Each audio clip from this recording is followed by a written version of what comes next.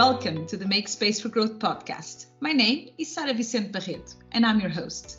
I'm a corporate strategist, problem solver, social entrepreneur, writer, mom of two, and passionate for growth. At home, in business, or in my community. This is season 2 of the Make Space for Growth podcast, a moment of lift. 2020 will be remembered as the coronavirus year, but it has not left us in 2021. Our journey continues, strengthened by what we leave behind, hopeful for what lies ahead. From a good, bad, or so-so 18 months, we rise to the challenge ahead. We lift our souls to believe. We lift our minds from the fear. We lift our lives from the dark times that we leave behind. This is our moment of lift, and we got out of this crisis stronger and together. 2021 has been a long year already, and sometimes it feels like it's turning, other times not that much. As such, for this season, I go after a moment of lift. I restarted my virtual travels around the world to speak to women leaders on the change they experienced and how they see the path forward. We will be talking about the moment where we find ourselves as we choose to effect change. The moment of turning around and choosing to move forward and facing life fearless and joyful. Join me for this journey to find out how, because it is time for hope and light. Joining me today, I have Khyati Sundaram. Khyati is the CEO of plight, a behavioral science-backed tool for smart and fair hiring. In her former life, her pursuits range from co-founding and leading an AI-based company looking at sustainable supply chains to having worked in investment banking with the likes of JP Morgan and RBS. She has a breadth of experience in data science, product development, and fundraising. She holds an MSc in economics from the London School of Economics and an MBA from London School of Business, with some time at Wharton School. Let's go and get to know Khyati. All right, Khyati, welcome to the Make Space for Growth podcast. Thank you. So glad to be here. So before we go and talk about the business, may I ask you, what was your favorite thing to do as a child, and what did you want to be when you grew up? Oh, favorite childhood activity. I love dancing. I never really had the lungs for a singer, so I thought the next best thing to enjoy music is to dance. But I didn't really want to be a dancer. I just wanted to build something. I remember I used to build toys, trains from waste parts, spare parts, model size, of course. And that brought me a lot of joy. So, you were dancing and building things. So I think that it may be a bit tricky in real life, but as a child, I think that's... As a child is perfect. Like all of us have that little child in us, right? So, yeah. Absolutely. So, Khyati, I gave a little bit of an intro about you, but, any story is always best told in the first person. And what I wanted to start was maybe going a little bit back in time.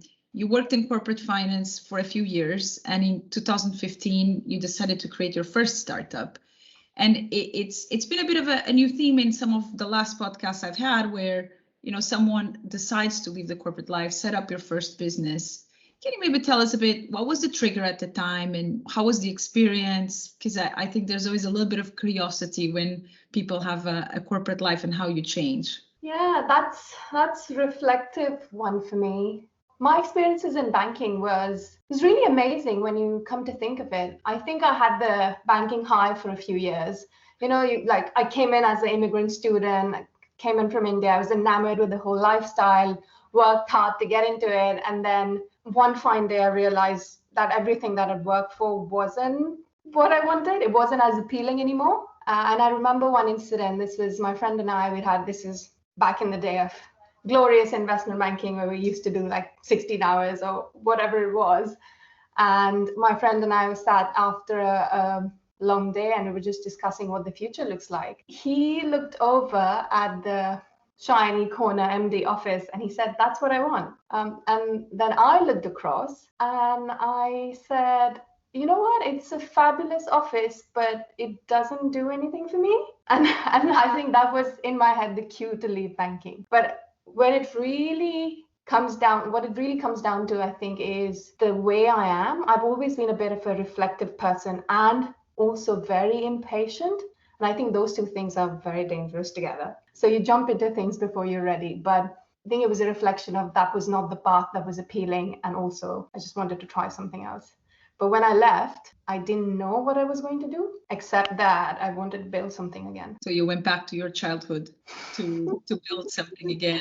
Build something, we don't know what. But then eventually you did decide to set up and run Fosho, and maybe not saying the right name. And how was that in terms of, right, you got up, you had no idea, and then you decide to go and build this company. Can we speak a little bit about how you got there and how was that first experience in entrepreneurship? Yeah, Fosho is a bittersweet memory, and you pronounced it right, Sarah. So that's it is just the internet slang for sure. I believe it's the American slang. It is a bittersweet memory. I think, as with first-time founders, there was a lot of naivety. It's like, oh, you're building this thing and everyone's going to come, but that didn't materialize. How did I get there? It was interesting. I think when I left banking, I didn't really know what I wanted to build. So I had lots of different ideas, but of course, ideas are a dime a dozen, in my opinion. And I went back to school, so more on a self-reflective journey rather than anything else, to really understand what drives me. And then those 2 years of school is when I tried lots of different ideas. I put some through incubators. I remember on the streets of like London, near Oxford Street, trying to run my ideas past like people on the street.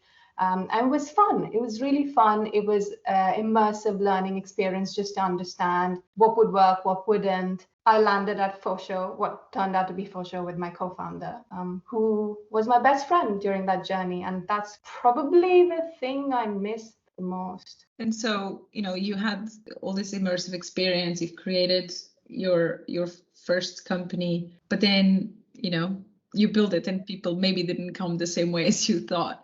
How was the decision to exit and where were you then and kind of, when did you decide, right, you know what, this is it. This is not going to be what I'm going to be doing. Yeah, there's an expression or a joke rather, and it's about how this bird feed startup goes under. And the answer is because the seed money fell through.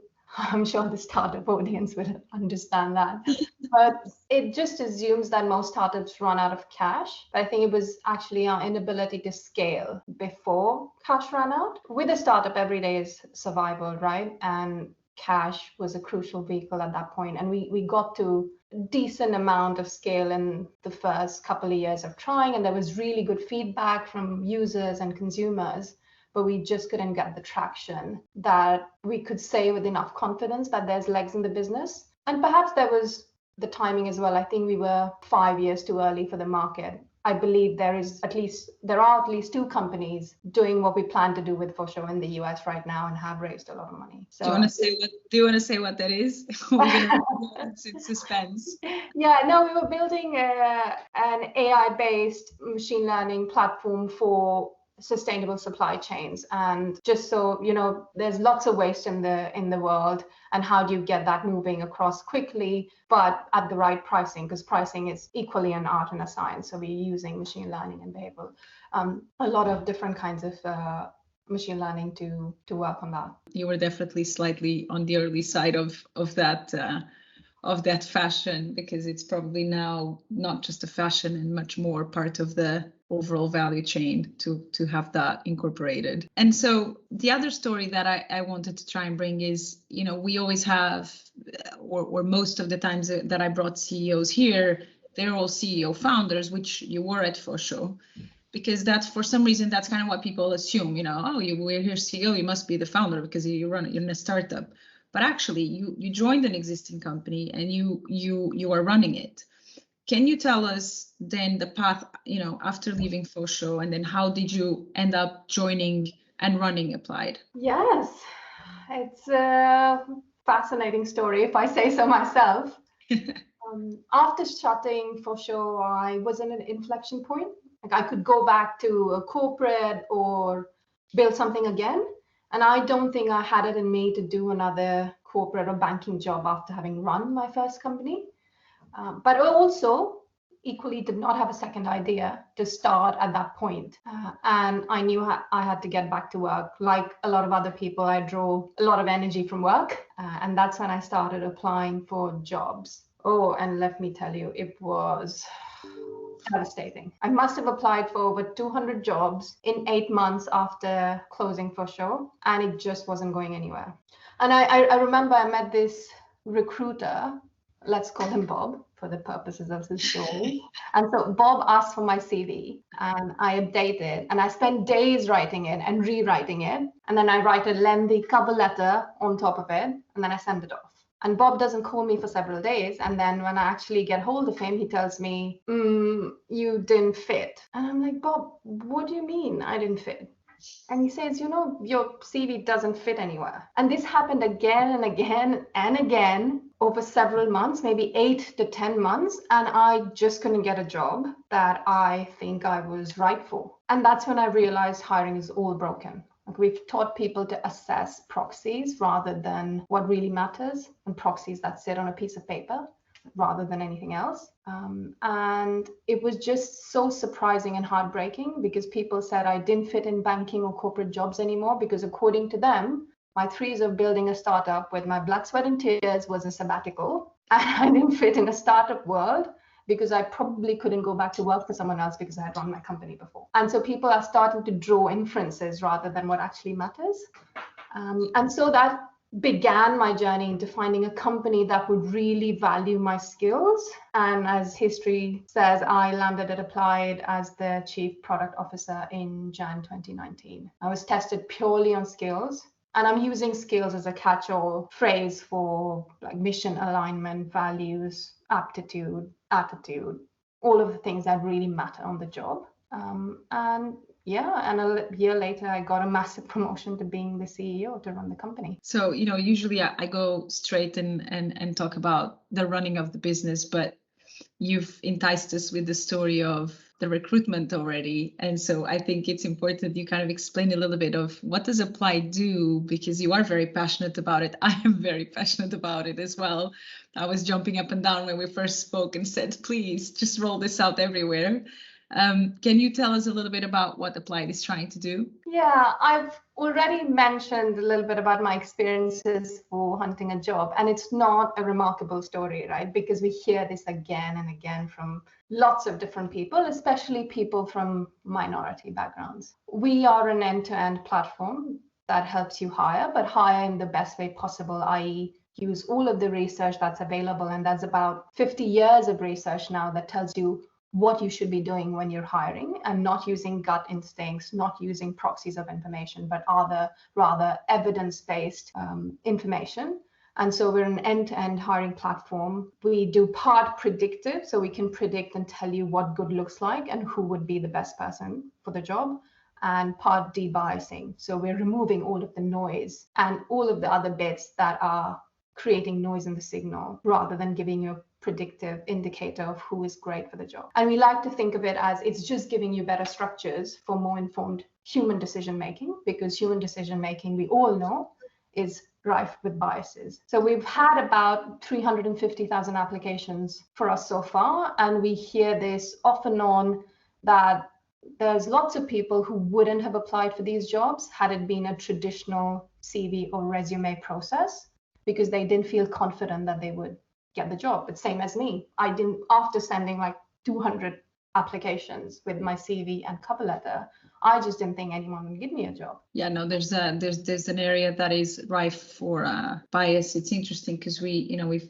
over time we've learned that there's a huge power in data and in using AI to actually help us do better decisions in lots of things. But for some reason that hasn't permeated entirely into recruitment, which is one of the biggest decisions a business can make. What drives it? So I just find it fascinating, because CVs, resumes, they aren't fit for purpose anymore. We've had them since the 1400s, and our organizations and our teams needs are changing so fast. It's just flabbergasting that our tools for hiring and screening are not changing at that pace. And it's interesting you mentioned AI. A lot of the problem exists with AI because they're using data based on CVs, right? And it's self-reinforcing. Exactly, it's self-perpetuating in that way. And so what do you see? You have this great technology, you've had 350,000 applications. What do you see as kind of the next step in the company or in the use of the technology as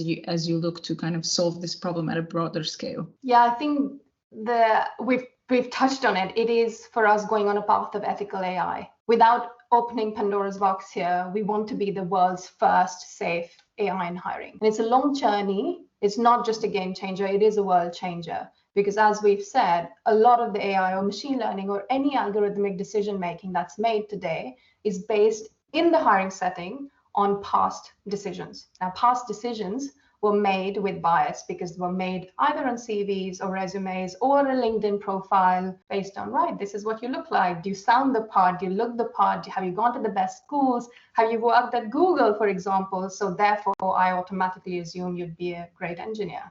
And all of that is untrue. And we can back that with science. And our premise is we are building the world's first pioneering data set, which is devoid of all of this bias. We don't use CVs in our decision making. We don't use resumes. We don't use LinkedIn profiles. We actually test on skills. And we are building up enough of a meaningful database of these skills upon which we can create algorithms, which we know will be biased. And therefore, you could argue that in the future, there isn't any trade-off in efficiently using algorithms for hiring decisions because we've been able to mitigate for biases. But that's not possible today because most of the world uses historic data. Yeah, absolutely. And you're, if I'm listening on the other side, I'm probably thinking, okay, you don't use resumes, you don't use any of that. So what do you use? Yeah, so we do two things. We test on skills. In terms of a workflow, it's very simple.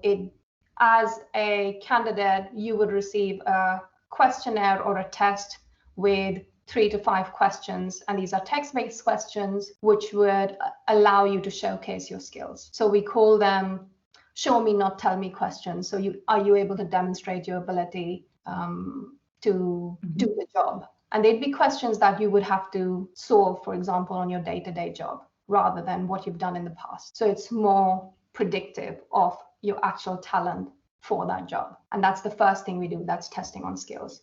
The second thing we're doing is we're debiasing, and I'll explain what we mean by that. Like every piece of information that comes through to us in the engine, we've anonymized it because that's the first signifier that humans draw from others, right? If I can pronounce your name better, if I think you're from the same place as I am, I'm pretty much going to like you a little bit more because of affinity bias. That's how our brains are wired. And so the first thing we do is remove names, so anonymize. But there's lots more that we do after that. We can randomize all these answers that we see. So anyone who's seen the answers can't really draw a line saying, oh, this is Sarah's application. And I know Sarah did great on question 1, so she must be great. And therefore, I will mark her really highly on all of the rest of her tests. And it's quite simple. It's used in academia all of the time. We anonymize applications. If you remember back in school, there was a roll call and the teachers didn't know whose application they were marking, etc. And so it's just a derivation of that, but trying and removing all of the flawed signifiers from the process, such that you can't draw an inference about the person, but all you see is the person's potential and skill on paper. No, that's, it all sounds very obvious when you say it, right? But I know it's a big challenge, and it's well, you have a challenge in building it, and then the challenge in the adoption of it. I have no doubt. The technology you're creating obviously has huge potential, and I know I challenged you when we last spoke about whether you could also address the problem of inequality and when accessing capital by women in trying to get into venture capital. But I know we have a lot of work still on the hiring front. If you think big picture for just a moment, what other big world problems do you think this sort of technology can help us solve? Well, absolutely yes to everything you said. But yes, today we're in the space of hiring, but we're ultimately building better decision-making systems, right? We could move into bias of performance management. We know there is bias there.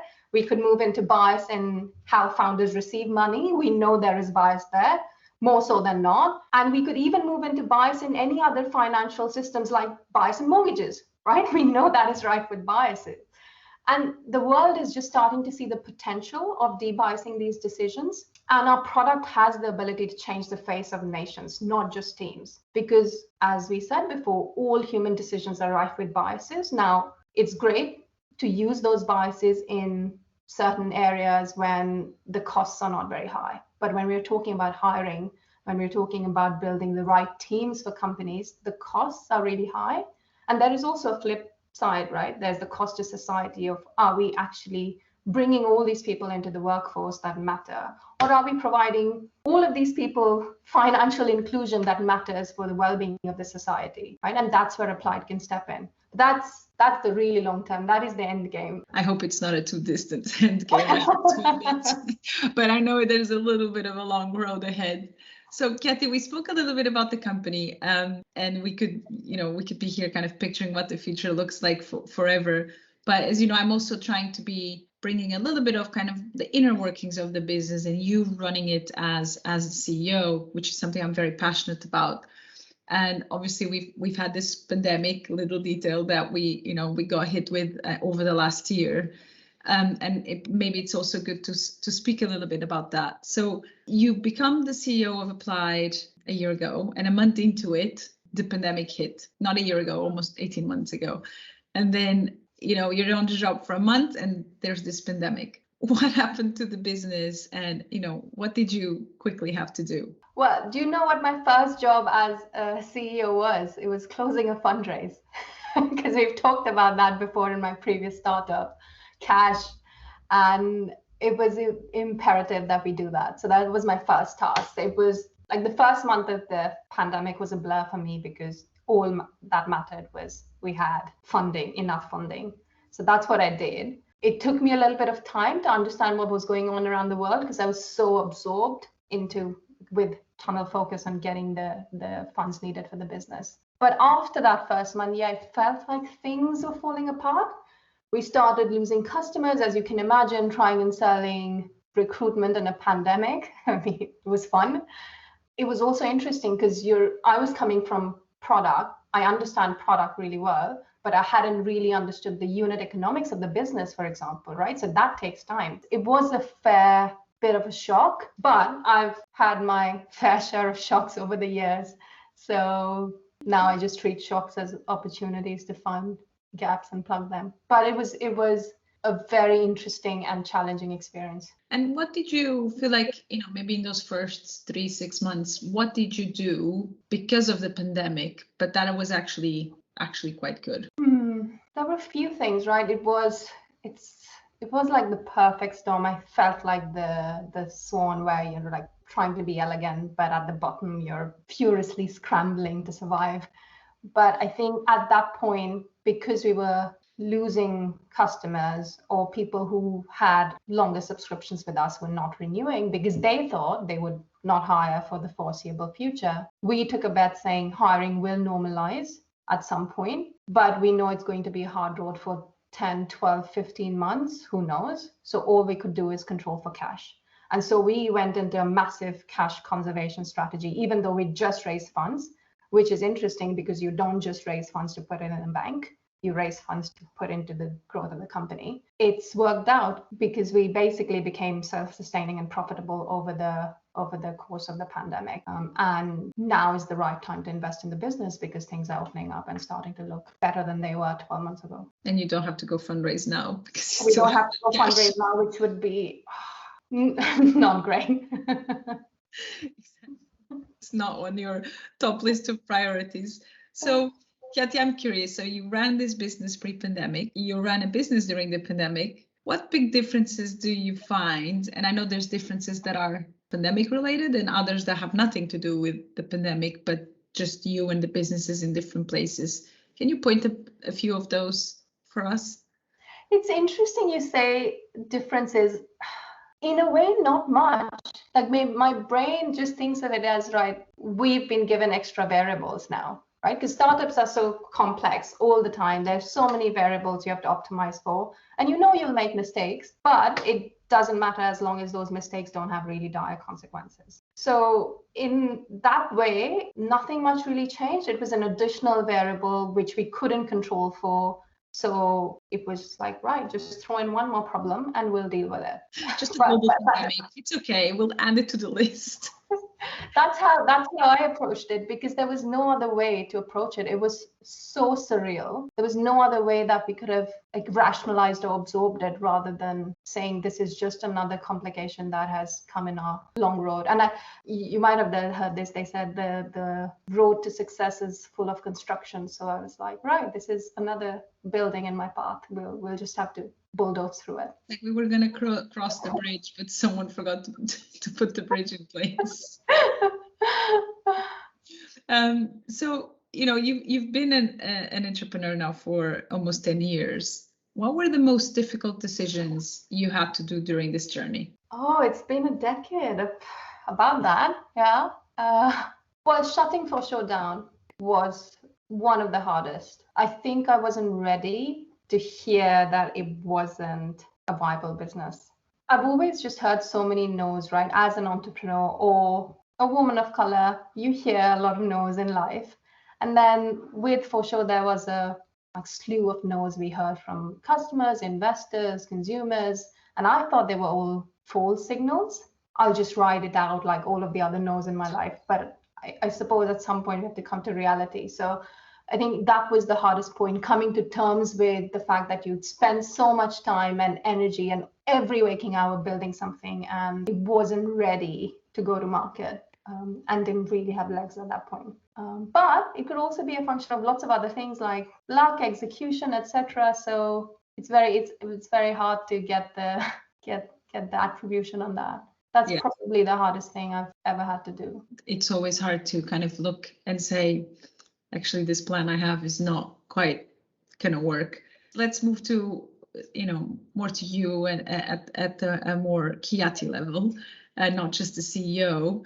I started placing us in COVID, but just so that people have a bit of an understanding where you were. So when lockdown hit 18 months ago, I still say last year, but at this point, it feels much longer than a year.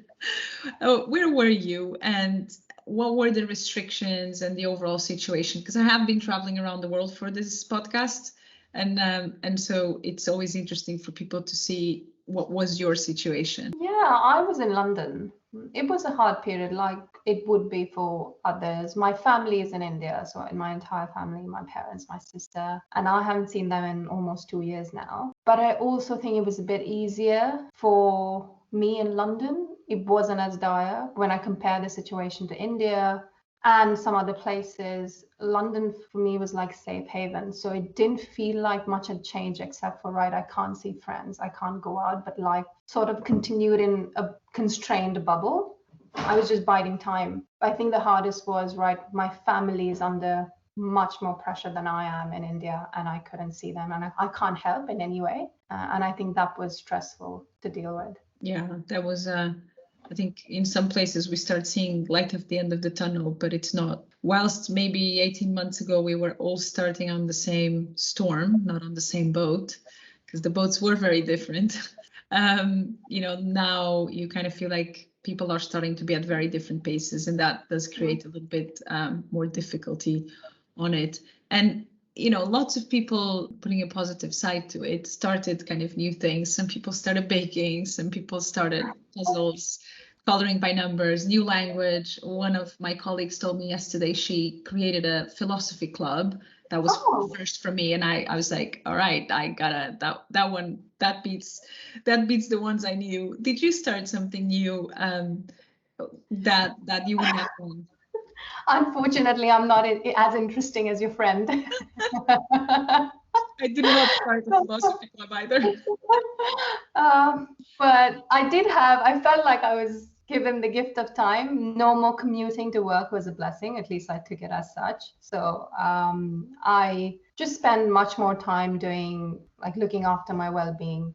I started doing more yoga, meditation, because my commute time was effectively transformed into workout or meditation time. And that really helped, I think. But as you can imagine, every waking hour goes in running a startup. So I didn't really have time to step back and start something else. Yeah, I'm surprised you said that you transformed your commute into self-care, because I would have expected you to tell me, yeah, I just worked more. So no, I'm not that bad. I think it's important to step back and look after yourself. Absolutely. And I know you you spoke about the family and them being far away and not seeing them, but from your day-to-day life, what did you miss the most? Oh, I miss my gym. I miss my fitness routine. I think that used to be my bedrock. I was one of those people, 5 a.m., go to the gym, then have my protein shake, get to work for 7:30 or 8, start my day, and it'd be great. And that sort of fell off a cliff. But I've been able to adapt. Now my commute time is my workout time. So I think it's not that bad. So moving away from the practical and more into, and you got us a little bit started in terms of talking about the challenges. We know the pandemic has brought great struggles, some bigger, some not as big, but big to the person going through them. And in the season, what I'm trying to do is to kind of to look forward, to kind of lift ourselves and move forward with it. And mental health is a big part of it. And so I do try and bring a little bit tools that work for people, how they've managed, because it does give in others a bit of an ability to relate or to see possibilities and get out of sometimes very dark places.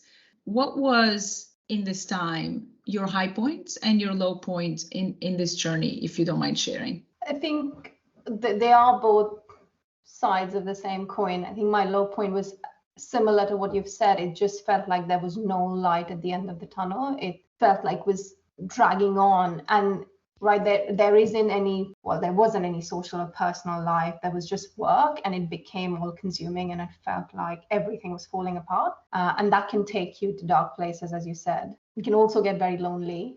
But that was the low point, I think. And the high point came from that, the realization that I can step back, and at least the bits that I can control, I can control. And so I went on a sort of spiritual journey. I did more long walks, for example, with nature.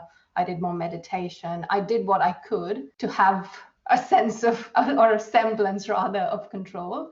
And that, I think, really helped. And so I've taken that away, and I aim to continue that as much as possible, because that just gives us a bit more grounding, in my opinion. No, that's interesting. You mentioned the control point, because when we opened this season, I brought EIL into the podcast.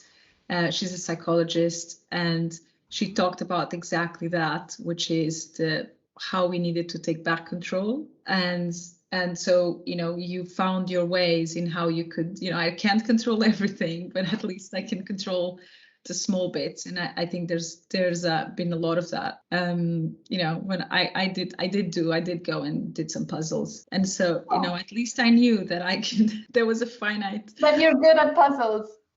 I hadn't done them in over 20 years. And I said, you know what? I think we need something different in the house. And we tried a few. We didn't become addict to it or anything, but we tried a few, and it was different. It was something else different that you were doing with the day-to-day routine that felt that at some point was already in your routine. And that felt a lot of the same without being able to go out. Thank you for sharing the high point, the low point. How did you, and I think you got us a little bit started with the meditation and the workout. What tools helped you keep this positive attitude in this long year? And do you have any tips on that people can also maybe relate to on managing yourself through the pandemic? Yeah, I've always thought of it as, well, not during my banking days, but after, because I do a lot of reflection. And if we can optimize for physical and emotional energy, I think we're in a much better place. And that's very hard to do on a day-to-day basis. So when I mentioned meditation, yoga, workouts, they're all optimizing for my physical well-being, and I just having some accountability on that. So I started classes with my sister, even though she was in India. We do it at a certain hour, and we keep each other accountable and say, right, we have to do this, however bad the day gets, right? Because sometimes the day gets so bad, I don't have any time, or I don't feel like. And it's the initial plunge, right? I just don't feel like getting out of my house, or I don't feel like going for a run. It's that initial plunge. And what helped me was just have a buddy system, some level of accountability where you'd get things done. The second bit also is the emotional energy, which is really important. And that most of us derive from our friends, from family. And that was hard for me. So I don't think I managed to get that balance right. But There are people I know who started like WhatsApp family groups and chats and with friends, and that kind of tool helped some. But I understand being hard for many people, and hopefully we're coming out of it sooner rather than later. Yeah, it's fingers crossed on that. And so as this time, hopefully this is the inflection and we are moving forward. How are you looking forward in terms of moving to a next stage, and how do you think your new normal will look like? Business-wise, we're still coming to grips with what the new normal is. I don't think we really understand it. In terms of work, we're experimenting, for example, with hybrid, what exactly it looks like, right? So going back to the drawing board and designing what workspaces, working systems, collaboration, all of that looks like. And that's something we're experimenting with right now. Because pre-COVID, we had an office and everyone used to meet in London. But with COVID, it sort of triggered a splintering off, and our teams now across the globe. We have people in Australia, in Ireland, in Belgium, all across the UK. And so we really need to understand what would be best and effective in such a setting. That's under experimentation. It's, I think, still early days for people to really understand what works for them. But I think with constant experimentation and iteration, we'll get there. Because it's an opportunity again, right, to really understand what wasn't working in the previous setting and make sure we can design. And in your personal life, what are you looking forward to? Oh, I just want to travel. I really want to go see my family in India, and I'm hoping I can get that done this year rather than next year. Yeah, but travel, I used to travel a lot. I used to travel 3 or 4 times a year, because with us, especially if you're working in a startup, all you need is a laptop and you can carry it anywhere and you work from anywhere. Travel, hopefully it comes back sooner than expected. Absolutely. So before we finish, I want to grab a little bit more of your wisdom. Knowing what you know today, would you give yourself different advice if you go back, say, 18 months ago? Yeah, I would. One of my favorite quotes of all time is from Bruce Lee, and it's "Be as water."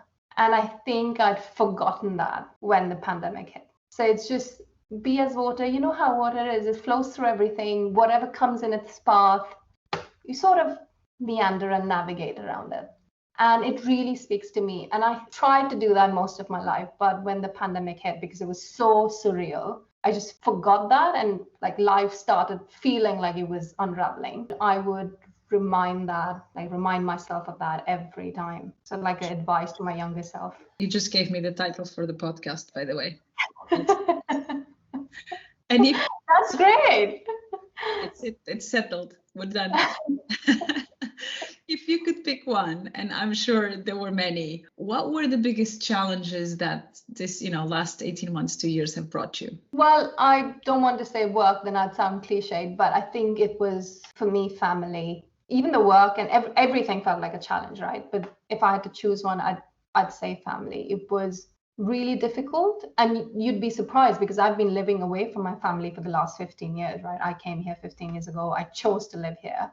But during this time, it was particularly disconcerting. I wasn't there when I should have been there for like no fault of mine, and I couldn't control like aspects of that. And I think it was vice versa. It was a challenge for my family to see me here by myself and not be able to like have the daily relationship that you would have, and it did impact that a lot. Yeah, I think even when you're living away for a long time, the last year has shown that we always think we're in a global place. It's so easy to get on a flight. If something happens, we're all connected. And even for me, my family is only 2.5 hours away on a flight, but that wasn't possible. That just created a distance that wasn't there before. And I think that it's not a cliche. I think it is a very common fact we've had. And what was your biggest lesson from this pandemic? Yeah, I believe I took a lot of additional stress. But if the year has reminded us, or me, of anything, it's again, ignore things you can't control. There's no point worrying about that. I think I have several conversations with friends and people who are like, what is happening? And we can't control it. I said, that's life. We can't control a lot of things, and it's for our well-being, it's important to understand where the demarcation in my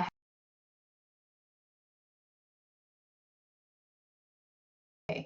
And I said to myself, I will be okay, because a lot of it is learning to navigate and how you respond to all these stresses. But if you learn to control your mind and also learn to understand what you can't control, it becomes far easier. No doubt.